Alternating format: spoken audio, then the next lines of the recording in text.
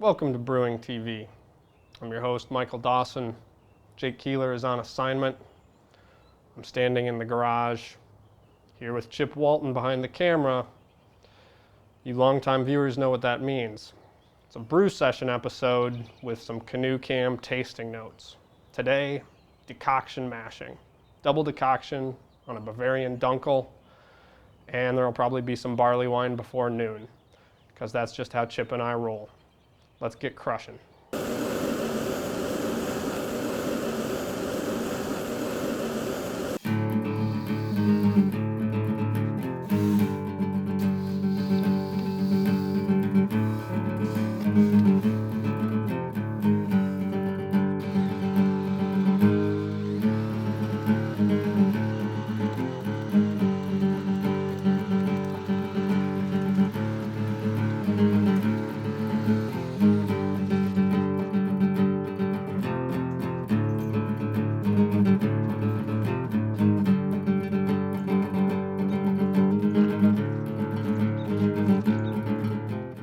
Temperature's pretty low yet. It's about 85, give or take, and I'm gonna dough in. This is something I personally do for decoction mashes. You can skip it and go straight to the first mash rest if you want. The reason behind this is you want to flood the enzymes out of the starch and out of the kernels, and into the water. It's one of the key principles of decoction mashes. All the enzymes that do all your conversion work for you are in the thin part of the mash, so you can safely boil the thick part of the mash. We're brewing a Munich Dunkel, a Bavarian dark lager. It's one of my favorite styles of beer, and we're gonna do something kind of twisted with it. We're going to treat it like a Keller beer. Keller beer might be called Zwickelbier or Zeugelbier, depending on what part of Bavaria you're in, but it's basically kind of like a German lager version of British real ale. It's unfiltered, you drink it fresh. Lagers, you normally would give them a nice, long, cold secondary fermentation, so they're very mature and refined by the time you drink them. Keller beer is usually a little bit cloudy, maybe even turbid, depending on the brewery or the Ausschank where you would get it. It's young. It might just be a week or two out of the primary, and it's super, super amazing. I had a unfiltered version of the Einger's Altbayerisch Dunkel at Liebhardt's Keller, which is right across the street from the brewery in the village of Eying, Bavaria. And it was one of the most transcendent beer experiences of my life.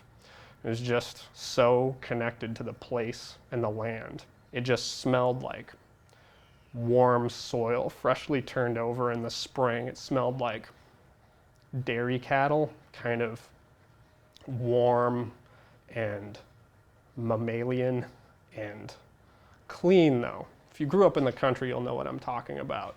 For my dog's adoption day, which is coming up later this spring, we're gonna have some Schloss Dawson Altschuler Zwei Hühnchen mit Zweimaschverfahren Dunkelbier am Keller. This is the other thing about decoction mashing. You have to have the same number of dogs on the brew day as the number of decoctions you were doing. This is gonna be a double decoction mash. We've got Zwei Hühnchen. It's complicated, but I'm gonna walk you through it. Hit protein rest. Raise the temperature up, whatever you want to rest it at, 122. Greg Noonan recommends a higher rest for proteinase for modern lager malts, about 130. Anywhere in there, you're going to get proteolytic activity. It's time to pull the first decoction. No need to wait. The enzymes are going to stay in the mash tun and keep working while we pull the thick mash and boil it. I have to pause to tell you a little bit about the lineage of which you are becoming a part. I learned to decoction mash from Chris Farley, the owner and founder of Northern Brewer. He, if any of you have been shopping with Northern Brewer a long time or came into the store on Grand Avenue way back in the day, you will know that Chris is, I don't think snob is putting too fine a point on it. He's a lager snob. He wouldn't allow ales in the house, so it wouldn't cross-contaminate his bottom fermenting yeast strains. He did a decoction mash every week. Pale, amber, and dark. Those were the kinds of lagers he brewed, always decoction mashed. I learned this from him. I guess we could call this the Shaolin Northern Long Fist Decoction School. You are now a part of it. 1 quart thick mash for every pound of grist. That's your decoction formula. Super easy, works great. These 1 quart dippers from Northern Brewer are an excellent, excellent investment. I burned my fingers for years using a Pyrex measuring cup. So, we've got just a little shy of 19 pounds of grain, so I'm gonna get 19 scoops of the thickest portion of the mash. Leave as much of the liquid behind as you can. That goes into the decoction kettle. And here's 19, but who's counting?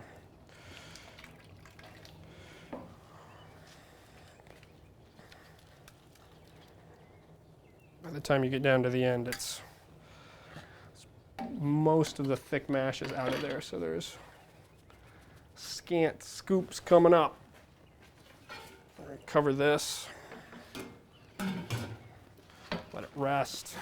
This goes on to burner, fire. The idea here is the heat that we'll get from boiling this portion of the mash will raise the main mash up to the next rest temperature when we add it back in. Ever resourceful brewers from millennia past figured out that if you mix your poorly modified, primitive caveman malt with water at X temperature, or blood temperature, because you can measure that just by feeling it with your hands, and then removed a portion of it, boiled it, and added it back, and did that again and again and again, eventually you would get something that was sweet and could be fermented by sticking your magic Viking yeast inoculated brewing stick into the cool ship. Thus concludes today's brewing history lesson with Brewing TV. Even though you don't need to worry about tannin harshness from boiling your decoction, you do have to worry a lot about not scorching it. Don't abandon your post. And paddle like a voyageur. So another optional step that you could gloss over in your own decoction regimen, but which I am going to include, is a saccharification rest for our first decoction.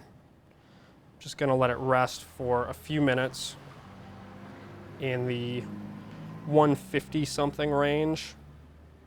This is just a little extra way to wring every last bit of extract out of your grain bill.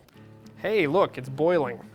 After a short sack range rest, we just heated it up, boiled it. At this point, whatever you have the stomach for a dark beer like this, you could boil the decoction for a half hour if you wanted. I usually just do a few minutes. The longer you boil it, the more of those sweet Maillard reactions you get. It's kind of like searing a steak or broiling tofu, if you will. You get a nice caramely browned flavor added to your food, and you get that same kind of caramely browned flavor added to the beer, as well as a bunch of color.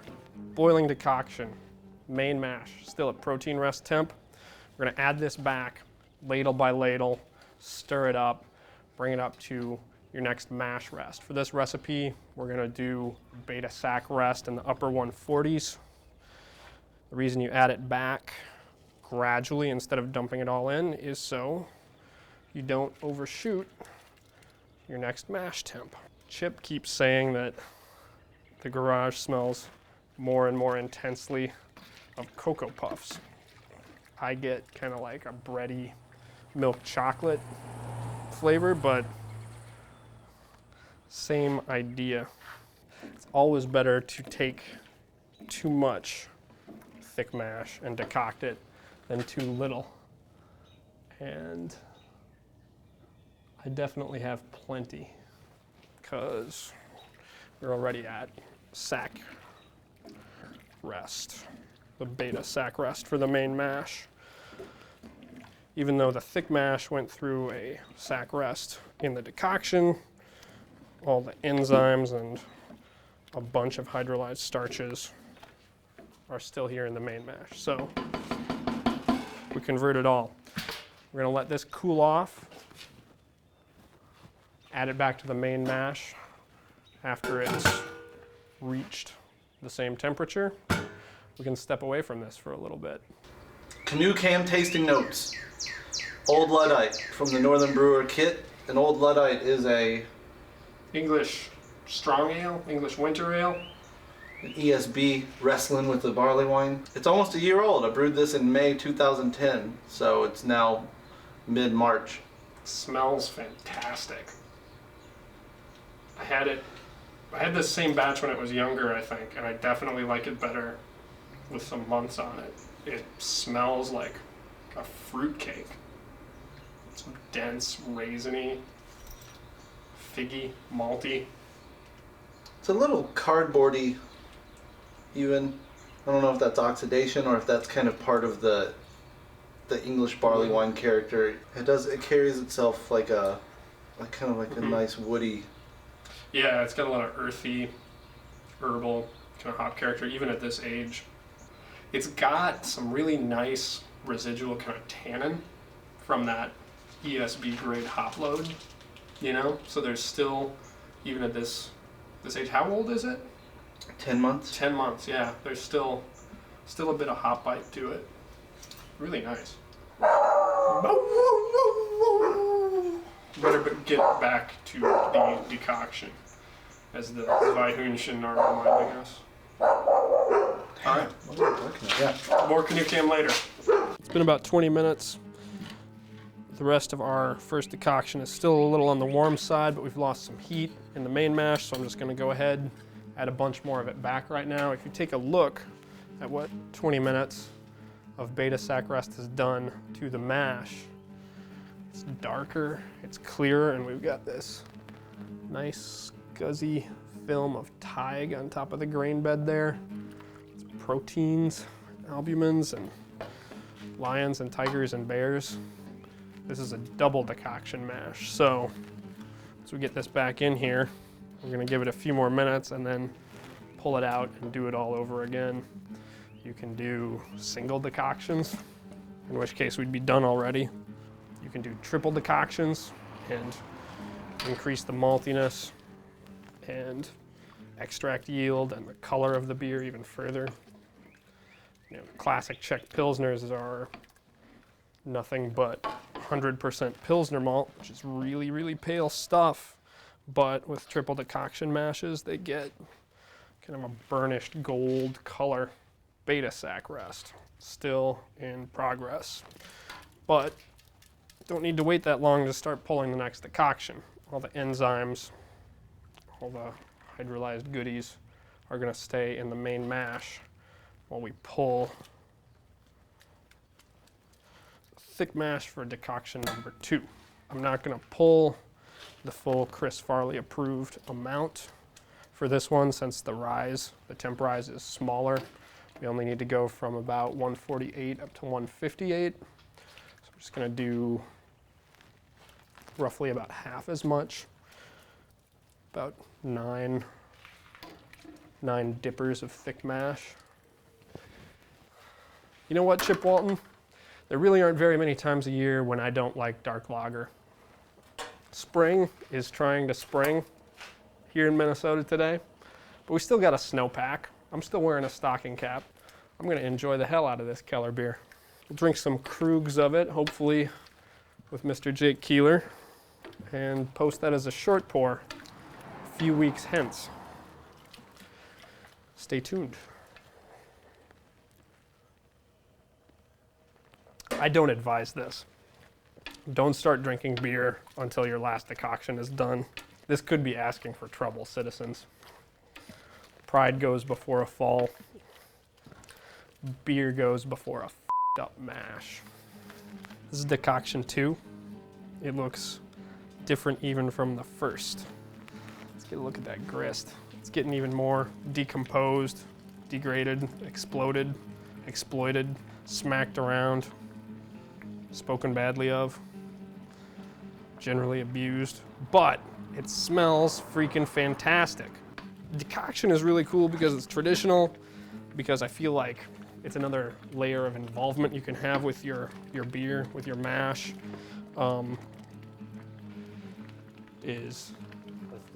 You steamed up. Excuse our fogged lens. Let me continue that thought. It's a heightened interaction with the beer. It's physical work that you pour into the production that you will taste in the finished beer, even if nobody else does.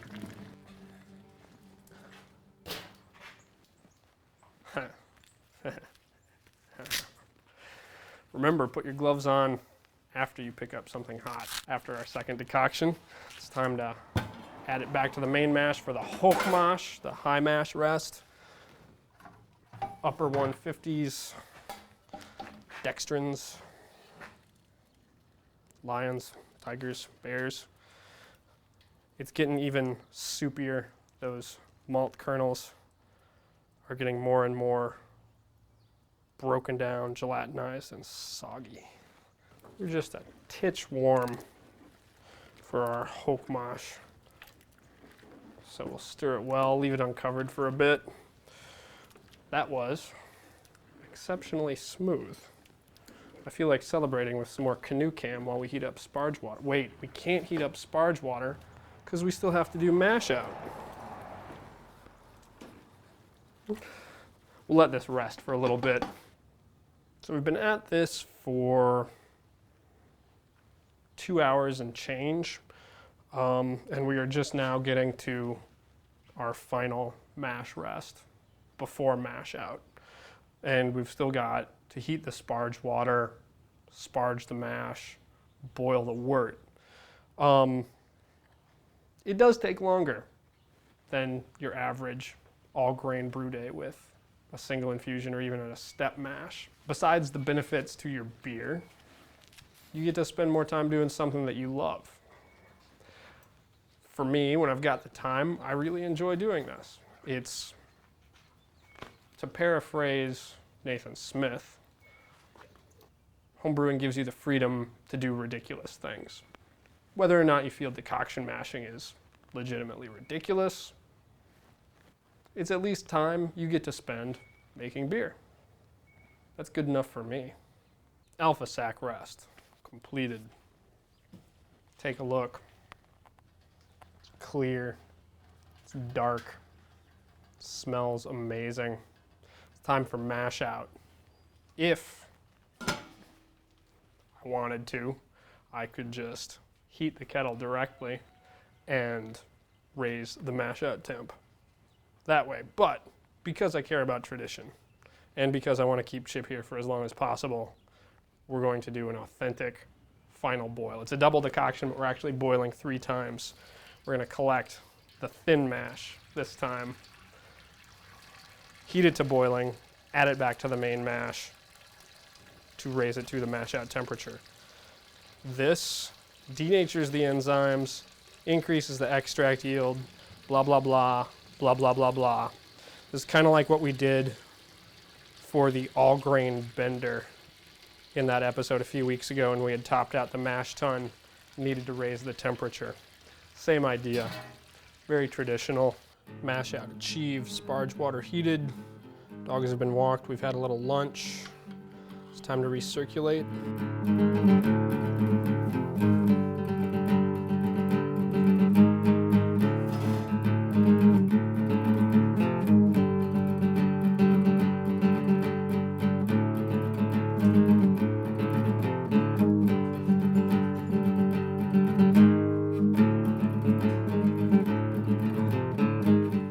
About it.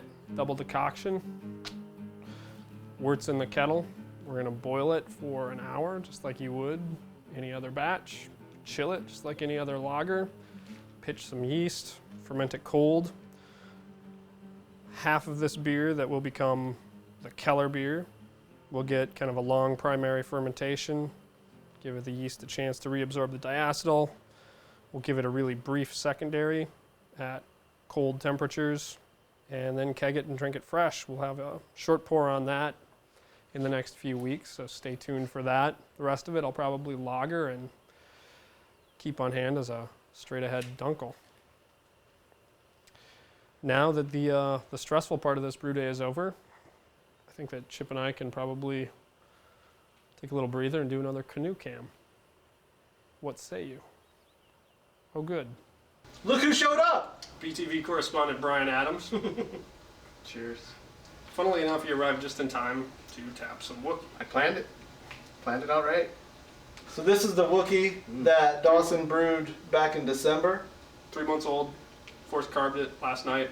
It's been on dry hops for 3 weeks, I think. Yeah, something like that. The hops are in the keg with it. Some of the hops are in your glass. Yeah. What's it dry hopped with? Cascade. Citra? I saved the slurry from a pilot batch of the Furious Pro Series Oh. kit, and I racked the Wookiee onto a Wow. half pound of dry hops left over from that one batch. So this is Kettle hops or dry hops? dry hops. Dry hopped Furious, then put into Wookiee.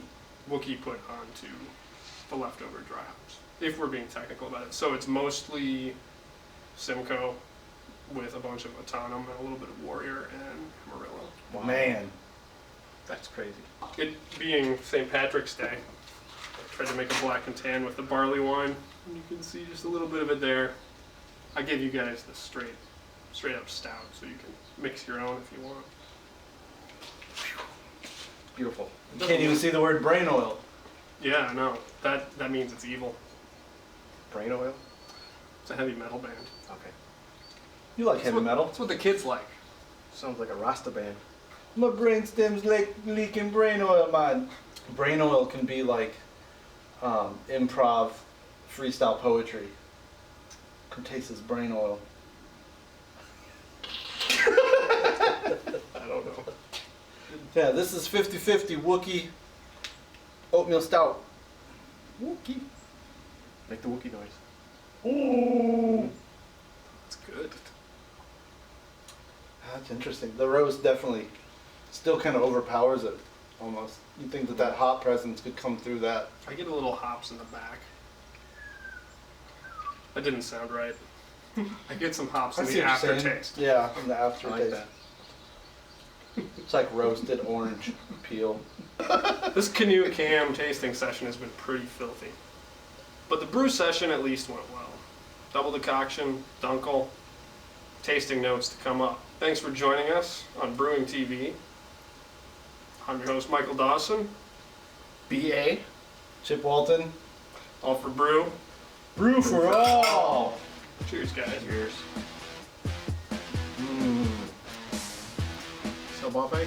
I love Brew TV! Snowball fight. Snowball fight? Make it happen.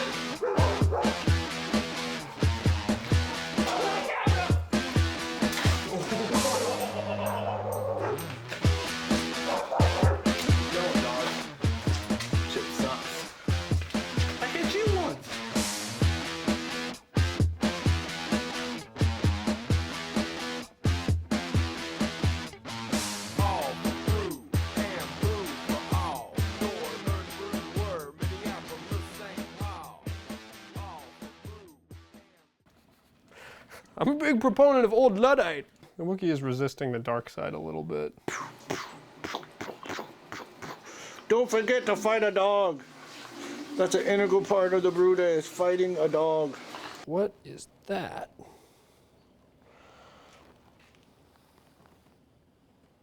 What is it? Well, also, full disclosure, total transparency. This brew session is doing double duty. It'll become footage for an upcoming Northern Brewer instructional DVD on decoction mashing. I have a theory. And it involves my daughter's fascination with masking tape. We're giving it to you free now with a couple little lagniappes like my low temperature hydrolyzing rest. That's not going to be in the DVD. You guys get that for free. Alouette, jante, alouette.